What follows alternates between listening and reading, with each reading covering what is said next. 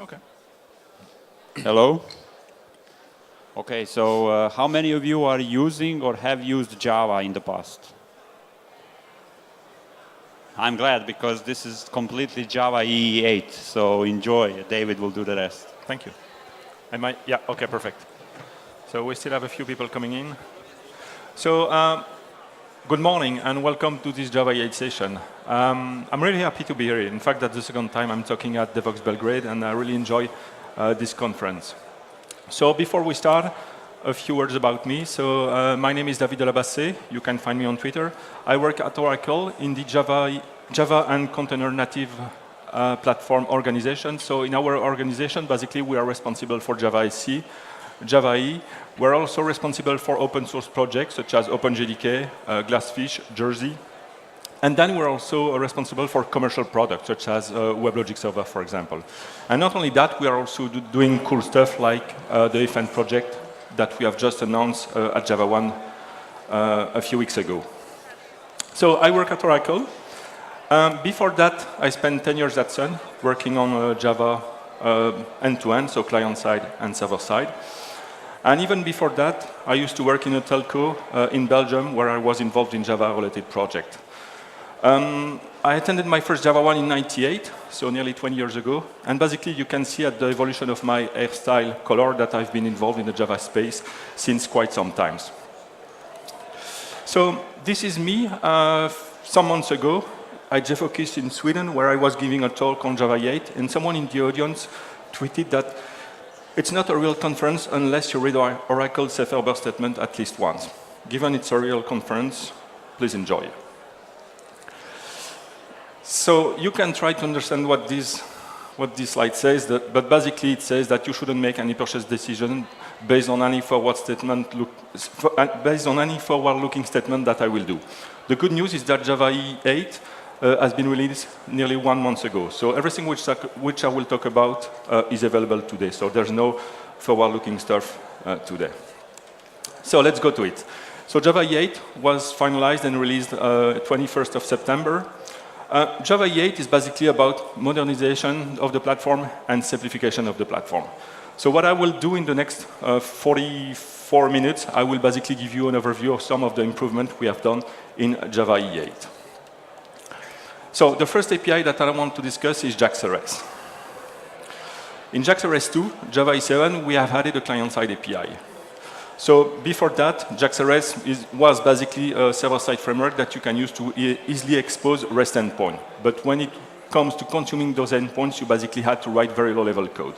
This has been solved in JAX-RS 2 with the addition of this easy-to-use client-side API. How it works? Well, we first need to have an object, a JAX-RS client container. So we get it through this client builder method invocation. Once we have the client, we need to set the web target. The web target is basically where on the network our remote endpoint is.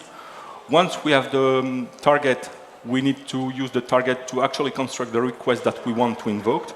And obviously, at some point in time, we will actually invoke the request and we will get some result from the remote endpoint. So this is basically how it works, nothing new here.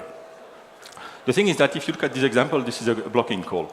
So basically, my get method will only return when the remote endpoint will have sent me the answer, the response. But in JAX-RS 2, we have also added an asynchronous capabilities. So if you look at the bottom of the slide, we have this async method, which is basically used to tell to the JAX-RS client-side container that we want to do this request invocation in an asynchronous fashion. So it's non-blocking. And you see at the return type that when we are using the async invoker, what we get in return is a future object of the given response time.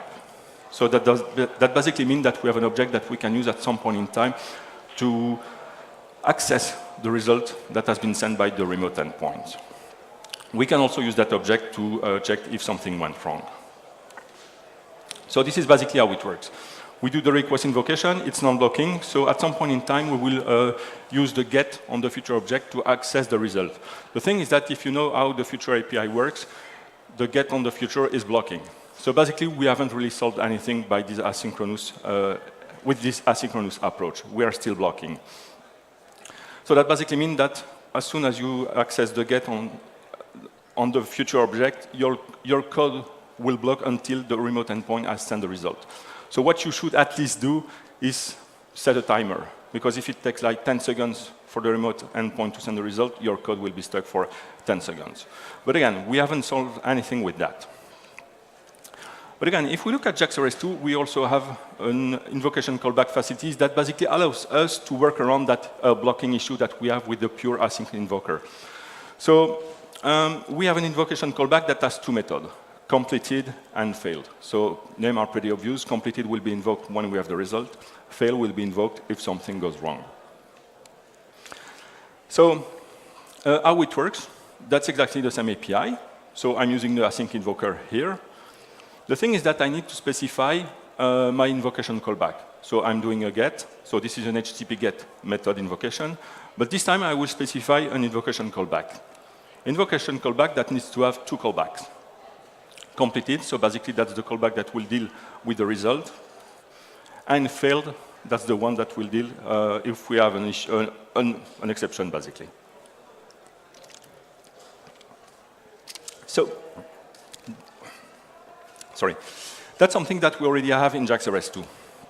So let's put that into perspective with a very simple microservices type scenario. So we have one services, the travel agency services, that will consume 4 backend services. So the idea is the following. So we have a user that comes into the travel agency services, and the travel agency services will do multiple REST invocation to basically suggest to that user some destination he might want to visit.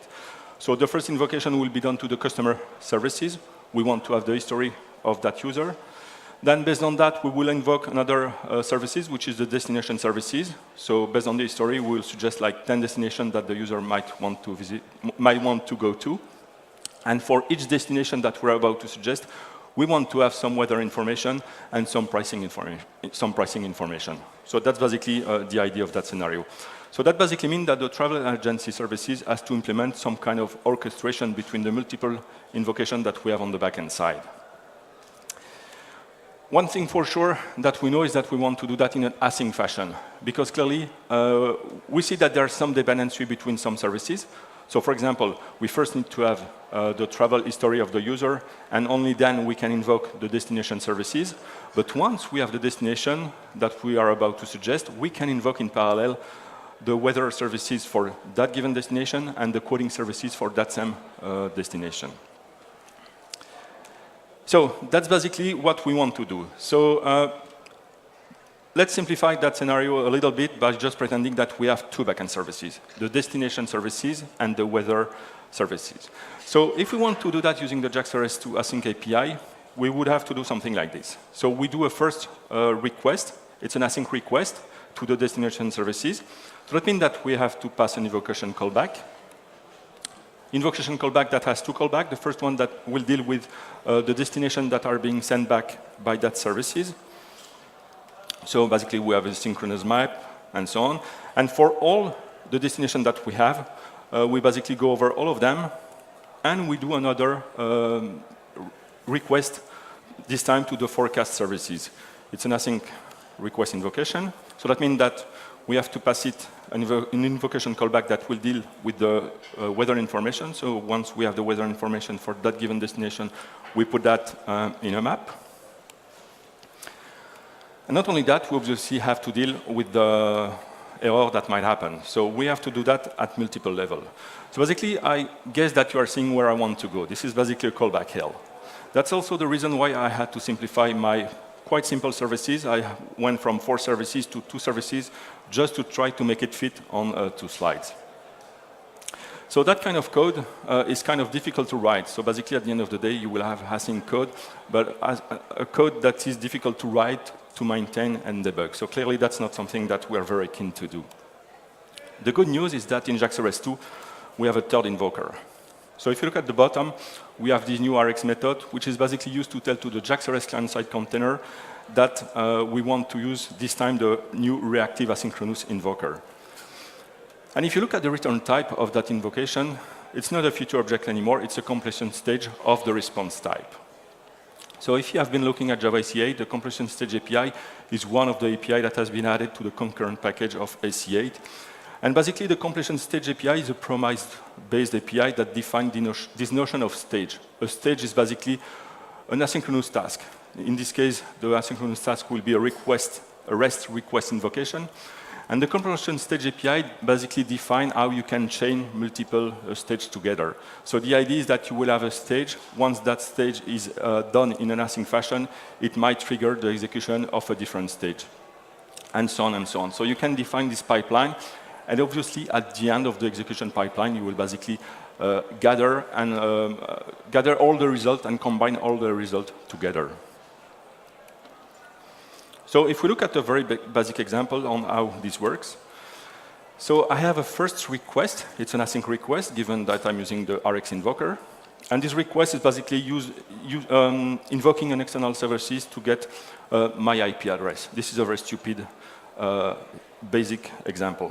Now, based on the result from that invocation, I want to do a second request.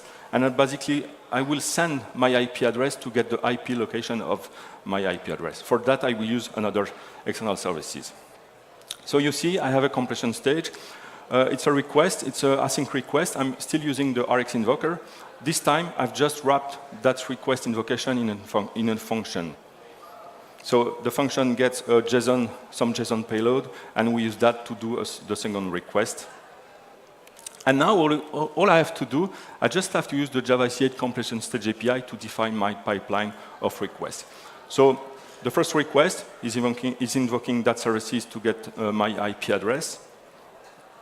And then, once I have the result, I tell the completion stage API to basically use the second function, pass it the result, and do whatever it's in there. So basically, once we have the first result, we are doing the second request. And obviously, at the end, I need to do something with the result of the second request, which is based on the result of the first request. In this case, I'm just using a simple consumer to just print that JSON object. So you see that basically using the completion stage API of Java C8, we have a very nice way of defining a pipeline of async REST request invocation.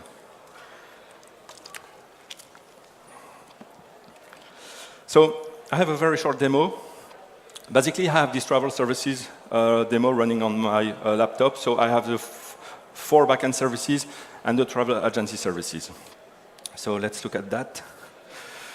So it's very small. So I have here multiple backend services. So for example, if I invoke, let's say, forecast. So this is a request that is done to get the forecast for Paris.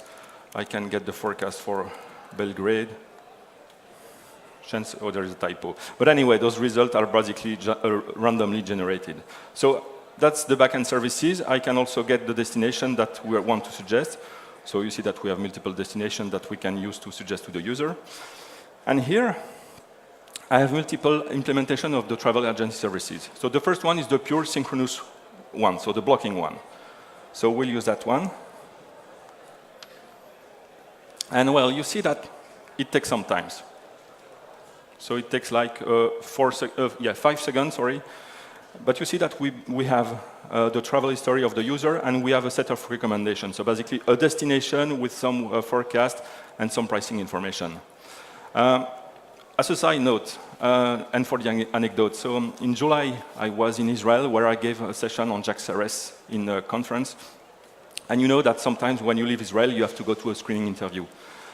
I was the lucky winner, so I had to basically explain what I did a few days before to basically army officer to be allowed to leave the country. So I tell them, okay, I did a session on what? On JAX-RS. Oh, can you tell us more? And I knew that they had no idea what JAX-RS was about. So at the end, I had to show them my slide to basically justify what I've done in Israel. And I also had to do that same demo. And I can tell you that when you have to do that kind of demo, those 5 seconds looks very, very long, especially when you do that in front of an army officer. Believe me, you don't want to do that. Anyway, now let's switch to a pure asynchronous invocation. So this time I'm using the invocation callback of JAX-RS 2. And well, you see that it's quite faster. It's below 1 second. And again, we have all the results. So we have multiple destinations with pricing and so on and so on. Okay? Now I will switch to the new JAX-RS 2.1 completion stage API.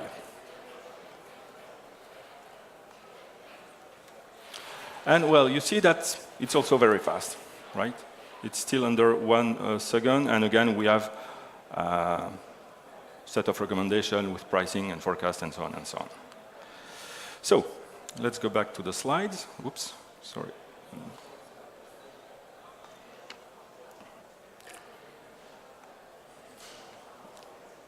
By the way, all that code is available on GitHub in the Jersey sample. So basically, what I just want to highlight here is that in JAX-RS 2.1, we have a new API that can be used to easily consume multiple REST services. And it's especially convenient if you have dependency between those services. If you want to do that in an async fashion, you can use the JAX-RS 2 async API. It can be done, but the code is very difficult to write. So if you have such a scenario, it's better to switch to this new reactive API. Why? Because we are using the completion stage API of Java EC8. Now, we also know that there are other reactive API on the market. So the JAX-RS 2.1 specification has been designed in a way so that it's open to other solutions. Out of the box, you need to support the completion stage API. When I say you, it's basically the JAX-RS 2.1 implementer. They have to support the completion stage API. But if they decide to do so, they can also support other solutions. We, in Jersey, we're supporting the Guava listenable feature, and we're also supporting RxJava and RxJava 2. So it's something that is also quite nice. Moving on, in JAX-RS 2.1, we have also added a new way to basically perform long-running operation on the backend side. So if you have a REST request on the server side that takes long to perform its computation, maybe it's a good idea to do that computation in an external thread. That's something which was already available in JAX-RS 2, but in JAX-RS 2.1, we have added a different way of doing that. And how it works, basically, again, we are using the completion stage API of Java EC8. So this is a standard JAX-RS resource method, and you see that all it takes to basically do that in a different thread, the method needs to return a completion stage, and that's all it takes. So all the computing will be done in a different thread managed by an executor services. And as soon as that completion stage that is returned is completed, the result will be sent back to the user. So let's move on. In JAX-RS 2.1, we have also added support for SSE. SSE is a widely used mechanism that is used to basically push notification from the backend side from the backend to the client side. So we have added support for SSE on the client side API, but also on the server side. So in JAX-RS 2.1, we have added this SSE event interface. It's basically an interface that represents an SSE event, and it's extended on the client side and on the server side. On the server side, it's called outbound SSE event, and on the client side, inbound SSE event. SSE is one way only. It's server to client. So that basically means that you will create the SSE event on the server side, and on the client side, you will just consume those events. So we have this new object, SSE event sync, which is basically an SSE connection from the, a server-side SSE connection. And how it works? Well, this is a standard JAX-RS resource method, but this time we are injecting this new SSE event sync object. So that's basically the connection. We are then just using the standard JAX-RS annotation, nothing new here. And all it takes to send some payload over SSE to the client is basically we are using the SSE connection object, and we just invoke the send method on it, and we also need to pass it some an SSE event, basically. And that's why I'm using this SSE object, which was also injected in my as a resource parameter. It's just a convenient way of creating easily an SSE event. I can do that multiple times, and obviously, at some point in time, I will have to make sure to close my SSE connection. So this is the server-side view. The client-side view, again, we are using the JAX-RS client-side container, so we have a client container. We need to create a target, so that's basically the remote SSE endpoint. Now we need to create the connection. So SSE event source is the client-side SSE connection. The connection is based on the target, obviously.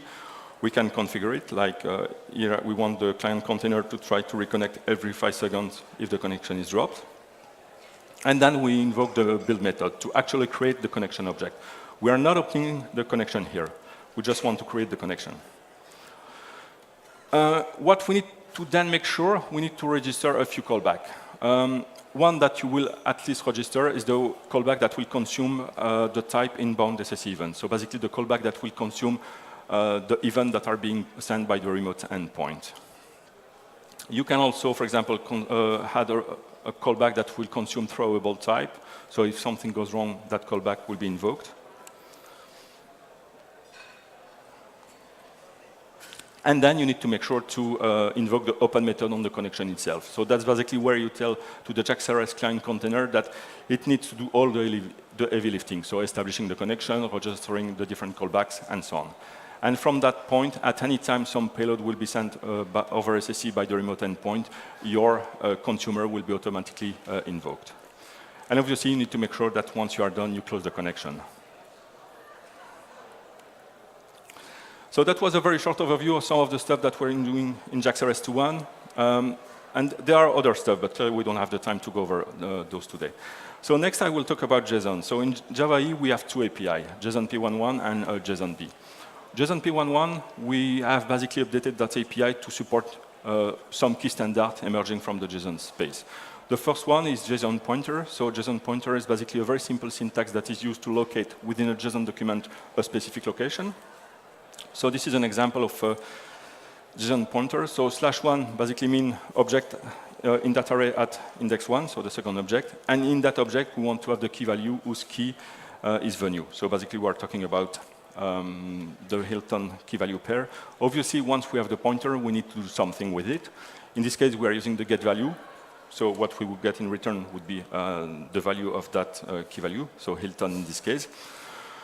Another example is the replace operation.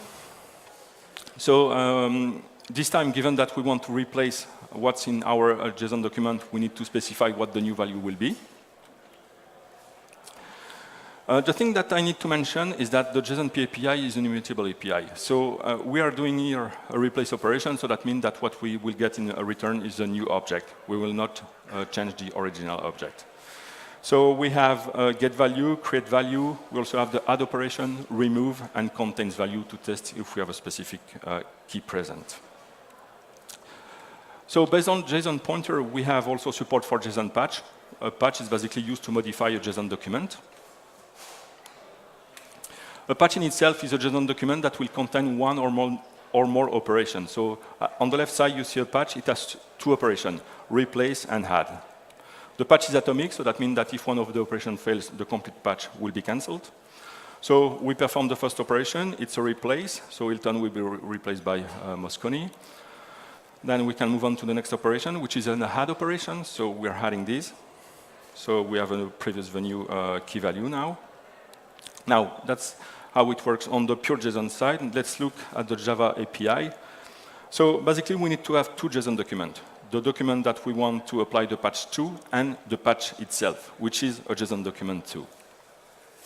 So to create a JSON patch from a JSON document, we just have to use this JSON create patch method invocation. And then we just need to apply that JSON patch to a different JSON document. And again, this is an immutable operation, so what we get in return is a new JSON document. Something which is quite handy in JSON patch support is we have this builder API that we can use to basically dynamically construct a patch. So we don't have to go through a JSON document creation to create a patch. So I want a copy operation, a replace operation, a add operation, and obviously I will need to invoke the build method to actually construct the patch. And then I just have to apply the patch to the target that I want to modify. Another standard that is part of JSON-P 1.1 is merge patch. It's basically a different way of modifying a JSON document. So in JSON patch, we are using a set of operations. In JSON merge patch, we are using what's on the top right of the slide. So basically, we have a set of key value that will define how we want to change the document. I will not go over that. That's a very simple example. The thing that is quite convenient in JSON P 1.1 is that we have JSON patch and merge patch to change a document, but we also have the reverse operation, which is a diff operation. So we can basically compare two JSON documents, and what we get in return would be a JSON patch that will describe the difference between the two documents, or a JSON merge patch. This is pure JSON-P 1.0 code, so I'm using the Stream API, nothing fancy here. The only thing is that if you look at the collectors, I basically have to build my own JSON-P collectors. This is now solved in JSON-P 1.1. We have specific JSON-P collectors. So this is one way of simplifying the API. Again, there are more stuff in the JSON-P API, but we don't have the time to cover them today. So the next API that I want to discuss is a new API that has been added in Java 8. That's a binding API. So that's basically an API that defines how you can marshal and unmarshal Java object to and from a JSON document. It's a very simple API. So basically, the specification defines the common behavior that you will obtain if you don't specify anything, and you, as a developer, have the ability to override that common behavior. Now, if you look at the specification defines a lot of things, like which types are supported. So basically, the basic types are supported. Some specific JDK types are supported, like URL, URI, optional, and so on. Dates are supported. So if you look on the JSON side, you basically have one way of representing a date. That's a string. On the Java side, there's many ways. So basically, the specification will define how it works in both directions. Class is supported. Well, class obviously are supported. Inheritance is supported. Collections, array are supported, and so on and so on. So this is an example on how it works. I have a very simple Java object. It's a list of conference. So if I want to convert that to a JSON document, I first need to have a JSON-B object. JSON builder create will get me that object. I don't specify anything, so it's conventional over configuration. Now, the only thing I have to do, I just have to invoke the toJSON method. I pass it my Java object, and what I will get in return would be a string that will contain my JSON representation of the Java object that I've passed as a parameter. It works in two directions. So this is, we want to go from JSON this time to Java. So again, we need that JSON-B object. Now JSON-B, now this time we are using the from JSON method. So we pass it our JSON document. So this is a string. And we also need to pass it the type that we expect to get. And what I will get in return would be this event object, which will basically be a Java object with a list of all the, well, no, it's not a list in this case. It would be a simple Java object with all the field that we have, all the attributes that we have there. So that's basically how it works out of the box. So convention over configuration, you don't specify anything, you will obtain the default behavior, but you have the ability to customize that behavior. One way of doing that is using annotation. I have an example that shows how it works. And we also have this JSON-B config object. So it's basically an object that you will pass when you are creating the JSON-B object itself to basically specify what and how you want the marshalling and unmarshalling to be done. Now, something that I need to mention. The JSON-B API is a standard API. We know that there are already a lot of solutions that provide JSON binding capabilities. So this is just a standard API that is sitting on top of existing solution. And you, as a developer, have the ability to switch between different JSON-B frameworks providers. How you do that? You just need to specify, when you are creating your JSON-B object, which providers you want to use. If you don't specify anything, you will obtain Eclipse JSON, which is the open source reference implementation of JSON-B.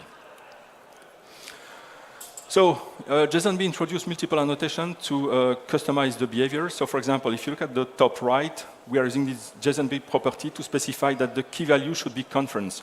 If we wouldn't have that, the key value would be based on the name of the field, which would have been event name. So that's basically how it works. We can apply the annotation at different levels. And we have many ways of changing the behavior of the API. We can define the naming strategy. If the ones that are provided are not sufficient, you can define your own naming strategy. We can define in which order the fields should be set. What should we do with the binary fields? What should we do with some property? Maybe there are properties that we want to ignore. out of the box, the null value will be ignored, but in some case you might want to keep them when you are doing marshalling and unmarshalling, those kind of things. So there are really a lot of ways to override the behavior of that API. Also, if that's not enough, you can also plug your own adapters that will basically take an unknown type and convert it to a JSON, to a type that the JSON-B API is able to deal with. And if that's not enough, you can already also write your own very low-level serializer and deserializer. So basically, you have many ways to tweak that JSON-B API. So let's move on. The next thing that I want to quickly discuss is the web front. There are two APIs on that front, the Servlet API and the GSF API, that have been updated in Java 8. And the big deal is really Servlet 4. Servlet 4 is adding support for HTTP2. So it's server-side HTTP2 support. So HTTP2 is basically about reducing the latency of web application. HTTP 1.1 is a text-based protocol, so that means that if you need to fetch multiple resources, basically you will have to open your client will have to open multiple TCP sockets, which is a very expensive operation to fetch those resources. In HTTP2, we have switched to a binary-based protocol. So we still open a TCP socket, but just one time. And over that physical connection, you can have a bunch of logical connections, which are called streams. And more importantly, HTTP2 preserves all the HTTP semantics that you have been using for years. So we still have the notion of HTTP verbs, HTTP cookies, HTTP headers. We still have this notion of request response, and so on. So basically, for you developers, you just take your existing Servlet application, you deploy it on top of a Servlet 4 container, and it will be HTTP2 capable out of the box without doing anything. Unless you want to use specific features which have been added to HTTP2, and that is server push. So server push is something in HTTP2 which allows the server to proactively push resources to a client. In HTTP 1.1, the client do a request, and the server will answer with one response. In HTTP 2, the client do a request, and the server will answer with one response or multiple responses. So basically, it gives a means to the server to proactively push resources in the cache of the client before the client have asked those resources. So if you want to use that new facility, you will have to update your code for that. So it's not like SSE, where you have the ability in a completely asynchronous fashion to push stuff to the client. Here, there should always be an incoming request. And once you have that incoming request, as a server, you can decide to push more resources. So we have our incoming request. If we want to push an extra resources, we need to get a push builder object for that given request. So my request new push builder will get me a push builder object for that given request. Then I have the ability to set some headers that will be attached to the response that will proactively push that resources. And then obviously I need to specify the path that I want to be pushed, of the resources that I want to be pushed to the client side. And then just invoke the push method to tell to my Servlet 4 container that I want these resources to be automatically pushed to the client. Now it's not because I've asked the resources to be pushed that it will be effectively pushed. It might happen that the resources is already on the client side, so the client will decline that resources, or it can happen that the client, for example, has disabled server push completely. So you shouldn't assume that if you are pushing the resources, that it will be there on the other side of the network. The next API that we have updated in EE8 is JSF 2.3. So a lot of nice addition if you are already using JSF today. So for example, one of the nice things of JSF 2.3 is that it supports HTTP2 server push by default. So you take your existing JSF application, you deploy it on top of a Servlet 4 container that also supports JSF 2.3, and automatically your application will use not only HTTP2, but also these new server push capabilities. So, next API that I want to quickly discuss are two API which are led by our friends at Red Hat, that is CDI and bin validation. CDI is basically the backbone technology of the Java 8 platform. And if you look at CDI 2, so the Java 8 update, a lot of things that are being done in CDI 2 are not that relevant for Java 8. Why? Because one of the goals of CDI2 was to boost the adoption of the CDI API outside of the Java ecosystem. So for example, what they have done is they have split the specification. So now the CDI specification is more modular. You have CDI core, and then based on that, CDI for Java SE, and based on that, CDI for Java E. That's what we, as Java E, are consuming. They have also defined how you can bootstrap in a standard way a CDI container. Again, that's not something that is very key for us, because at the end of the day, it's the Java E application server that bootstraps the CDI container for us. Nevertheless, in CDI2, we have some new capabilities that are useful for Java developers. So this is something that we have in CDI since the beginning. We have a very simple and efficient producer-consumer pattern implementation. So basically, it's a very simple event mechanism. So I fire an event. I can attach some payload. And somewhere else in my application, I will have at least one observer. So basically, automatically, my observer will be invoked as soon as I fire an event. I can have one or more observer.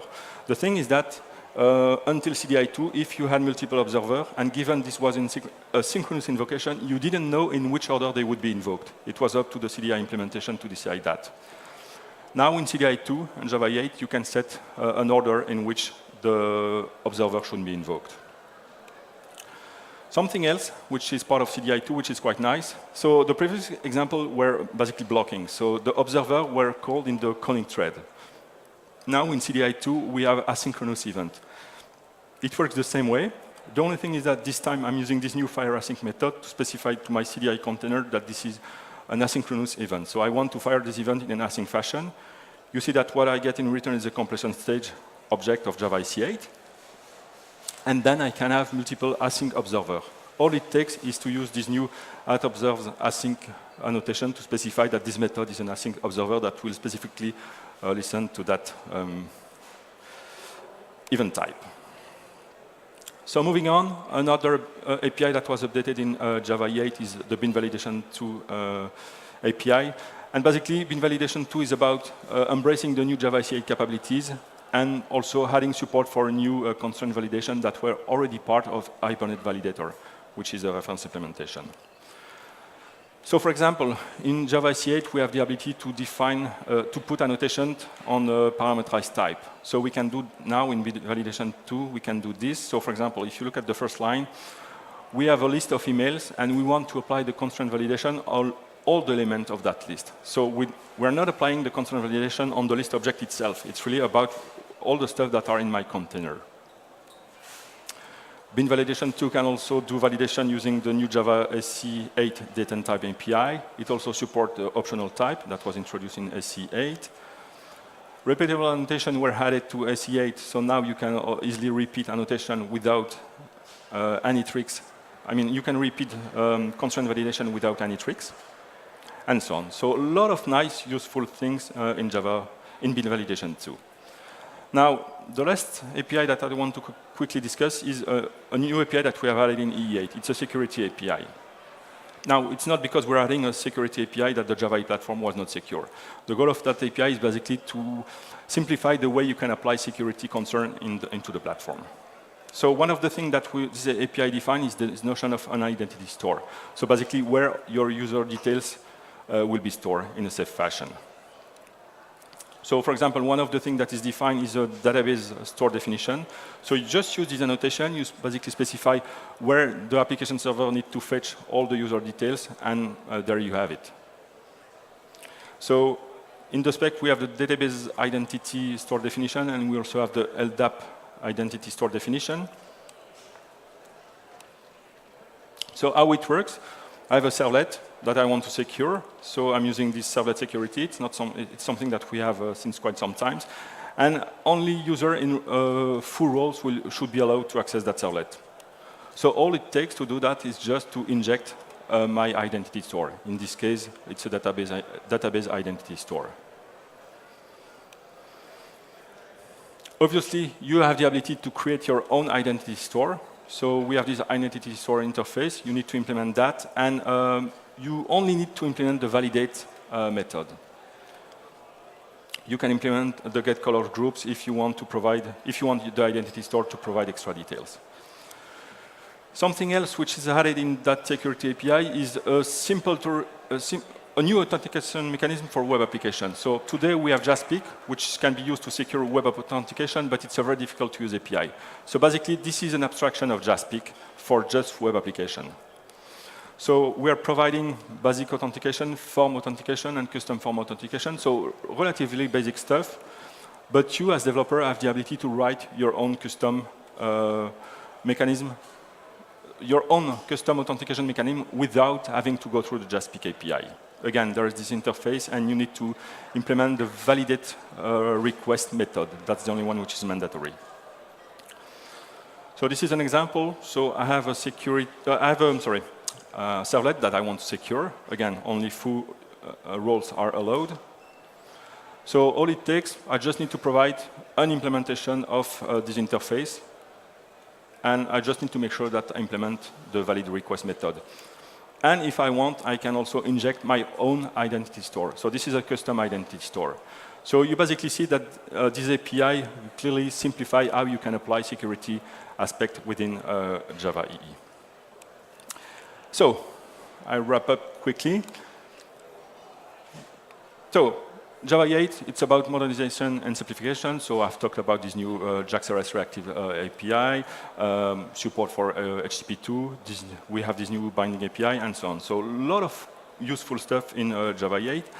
What I didn't mention is all the API that went through maintenance release. So for example, GPA was updated to support the stream API, and also the date and time API of Java EC8. And basically, Java EE8 is available today. So it was finalized and released September 21st.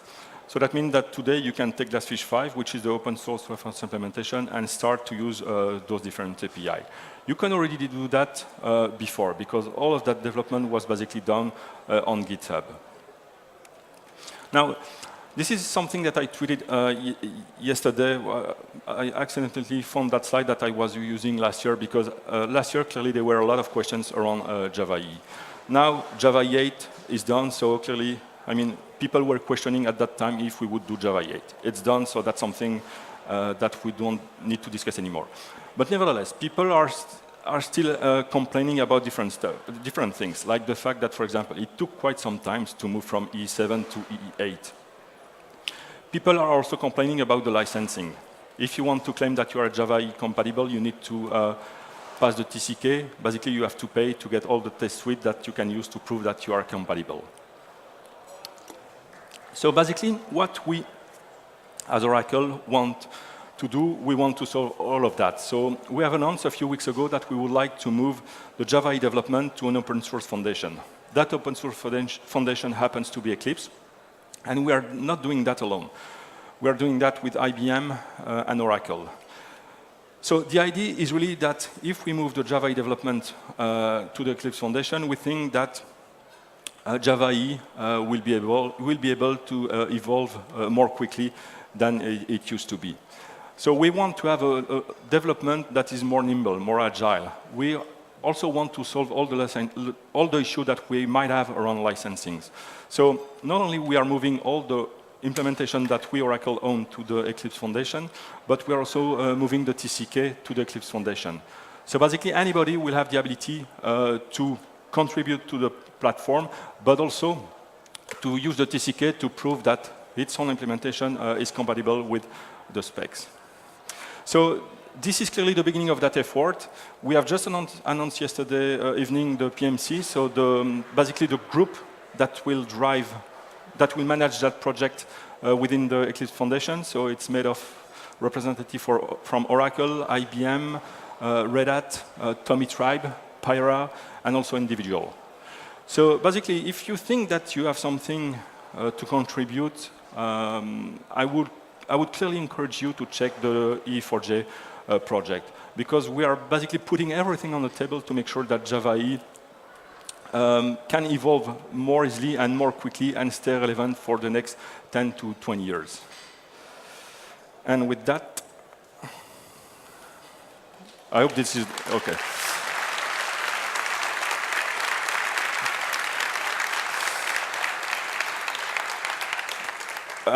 Don't ask me to pronounce that.